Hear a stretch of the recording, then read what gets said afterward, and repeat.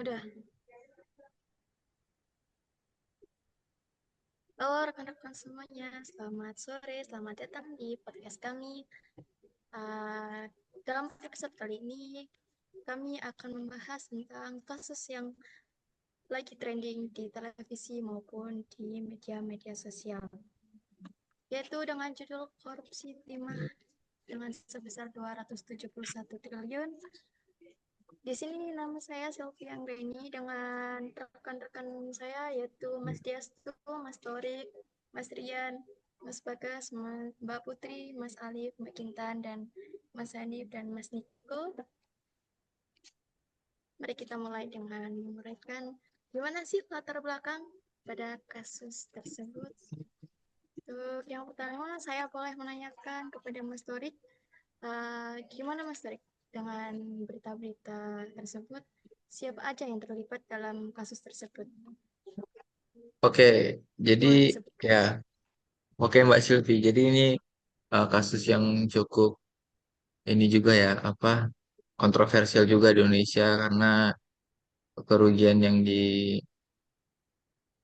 diakibatkan oleh negara itu ya mencapai 270 T, di mana itu jumlah yang cukup banyak dan gak sedikit. Oke, jadi korupsi ini menyoroti masalah serius dalam pengelolaan sektor sumber daya alam di Indonesia. Kasus tersebut mencerminkan kelemahan dalam pengawasan dan kontrol terhadap aktivitas ekstraktif seperti penambangan timah. Korupsi dalam sektor SDA memiliki dampak yang sangat merugikan. Selain menyebabkan kerugian finansial yang besar bagi negara, korupsi ini juga menimbulkan dampak sosial dan lingkungan yang serius. Masyarakat yang tinggal di sekitar wilayah penambangan seringkali menjadi korban, baik secara langsung maupun tidak langsung. Selain itu, kerusakan lingkungan akibat aktivitas penambangan yang tidak terkontrol juga menjadi perhatian yang serius. Kemudian kejadian tersebut juga menyoroti pentingnya momentum pembenahan dalam sektor SDA. Kasus korupsi yang terungkap menjadi panggilan bagi pemerintah dan seluruh pemangku kepentingan untuk melakukan reformasi dalam pengelolaan SDA. Langkah-langkah yang diambil harus bertujuan untuk meningkatkan transparansi, akuntabilitas, dan integritas dalam semua aspek pengelolaan SDA, mulai dari perizinan hingga pengawasan terhadap kegiatan ekstraktif. Dalam rangka memperbaiki sektor SDA, diperlukan kerjasama antara pemerintah, lembaga anti korupsi, industri, masyarakat sipil, dan pihak-pihak terkait lainnya. Penegakan hukum yang tegas terhadap pelaku korupsi harus menjadi prioritas, sementara langkah-langkah preventif juga perlu dikuat. Upaya pemberantasan korupsi harus disertai dengan langkah-langkah konkret untuk memperbaiki sistem regulasi, meningkatkan transparansi dalam proses pengambilan keputusan, dan memperkuat mekanisme pengawasan. Dengan memperbaiki pengelolaan sektor SDA, Indonesia dapat mengoptimalkan potensi SDA-nya untuk mendukung pembangunan berkelanjutan dan kesejahteraan masyarakat. Reformasi dalam sektor ini tidak hanya penting untuk memastikan keberlanjutan ekonomi negara, tetapi juga untuk melindungi hak-hak masyarakat dan melestarikan lingkungan hidup bagi generasi mendatang. Oke, jadi itu menurut tanggapan saya Mbak Silvi terhadap eh, korupsi timah yang senilai dengan 270 T. Oke, saya kembalikan ke Mbak Silvi lagi. Iya, terima kasih Mas Torik. Untuk selanjutnya, gimana Ya. buat tanggapan kasus tersebut ke Mas Diastu? Untuk yang kedua ke Mas Diastu dulu deh. Eh, ya, terima kasih Mbak Selvi. Benar kata Mas Torik tadi, selain merugikan negara, juga lingkungan eh, pada kasus timah, korupsi timah ini sangat merugikan. Yang kita tahu bahwa ekologi di lingkungan ini tidak dapat kembali pulih dengan satu satu atau 2 tahun, tapi butuh bertahun-tahun untuk mengembalikan lingkungan ini seperti semula. Selain dana yang ditotalkan yang cukup besar, ini selain merugikan negara juga merugikan masyarakat. Karena apa? Karena juga yang saya sebutkan tadi lingkungan yang sudah rusak ini harusnya bisa diselamatkan dengan penanaman hutan atau reboisasi, tapi adanya kegiatan tambang-tambang, apalagi tambang-tambang ilegal ini sangat merugikan dan juga eh, bagi masyarakat yang kehidupannya bertani juga sangat dirugikan karena hasil-hasil taninya eh, dengan adanya tambang ini hasil tani tersebut menjadi rusak atau dikarenakan lahannya yang tidak bagus. Seperti itu, Mbak Sylvie. Siap, Mas Diastu. Terima kasih. Selanjutnya pendapat Mas Rian.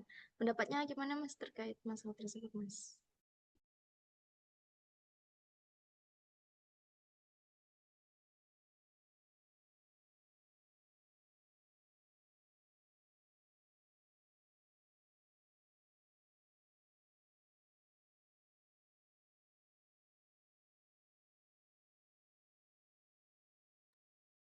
Gimana, Mas Rian?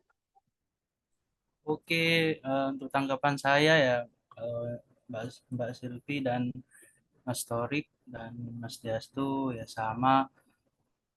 Namun yang saya sayangkan itu kepada oknum yang telah menyalahgunakan hasil dari sumber daya alam berupa timah yang ada di daerah tersebut itu digunakan untuk poya-poya ya Ibu Sylvia.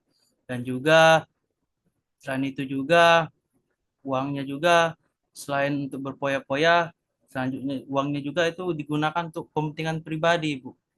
Jadi tidak ada itikat untuk mereboisasi atau menghidupkan kembali lah tempat yang sudah jadikan tambang tersebut, Ibu.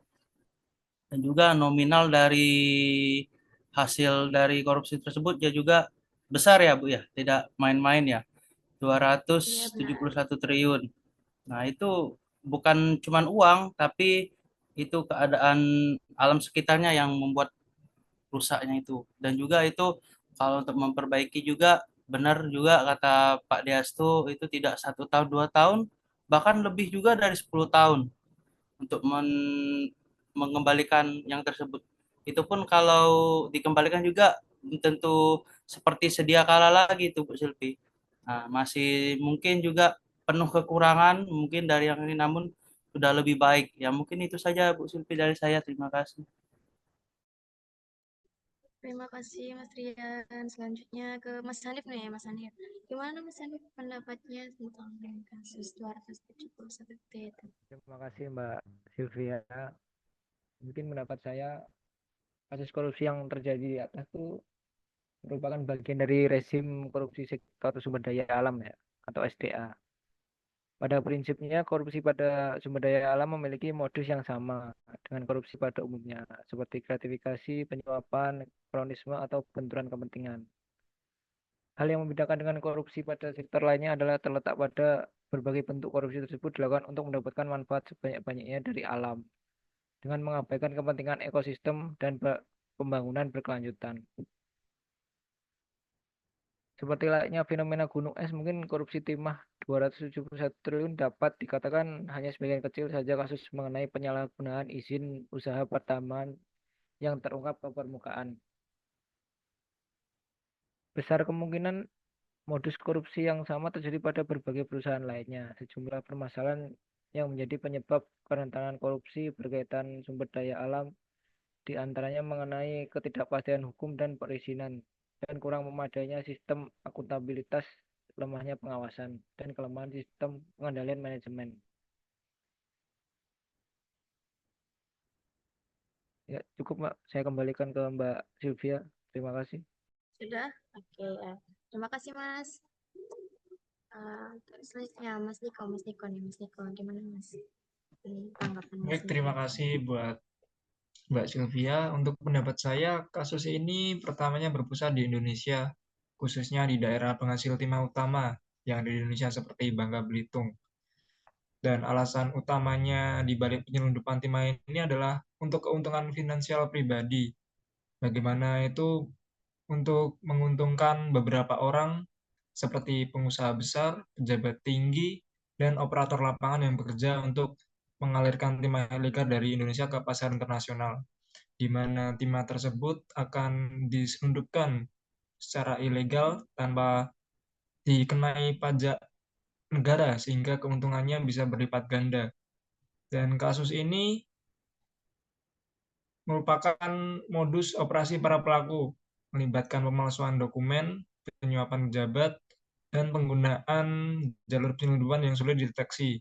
Sehingga pemerintah perlu melakukan penanganan yang diperlukan, termasuk perbaikan sistem pengawasan dan penegakan hukum, serta peninjauan ulang regulasi perdagangan dan perdagangan timah.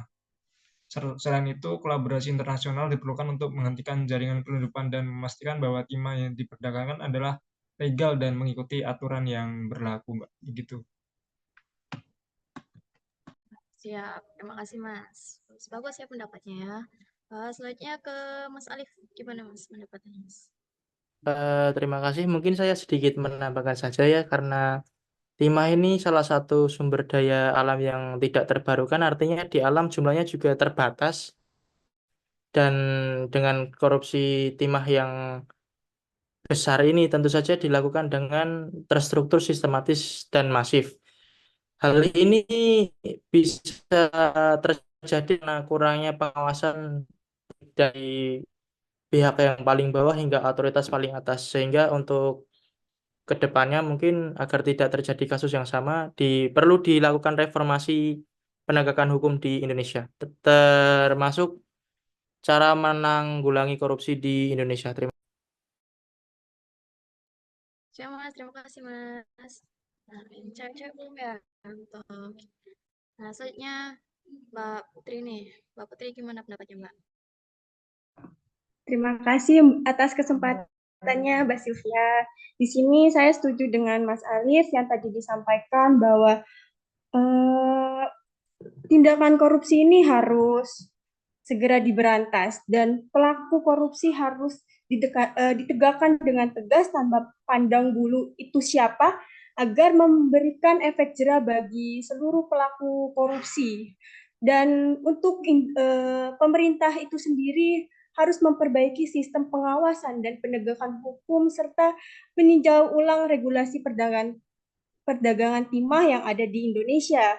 Dan kita pun kan teknologi sudah maju. Sepertinya Indonesia perlu menggunakan teknologi agar meningkatkan pengawasan seperti pelacakan online, meningkatkan transparansi dan akuntabilitas dalam manajemen sumber daya alamnya, dan memastikan penyelundupan timah ini harus secara legal dan harus berkolaborasi dengan internasional untuk menghentikan jaringan penyelundupan tersebut.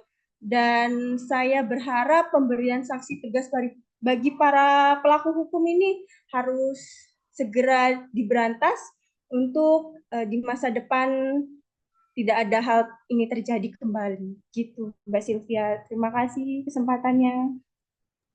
Siap Mbak, sama-sama.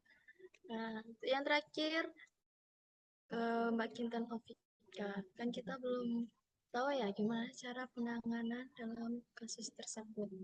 Boleh disebutkan Mbak Kintan, cara penanganannya itu gimana? Baik, terima kasih Mbak Sylvie atas kesempatannya.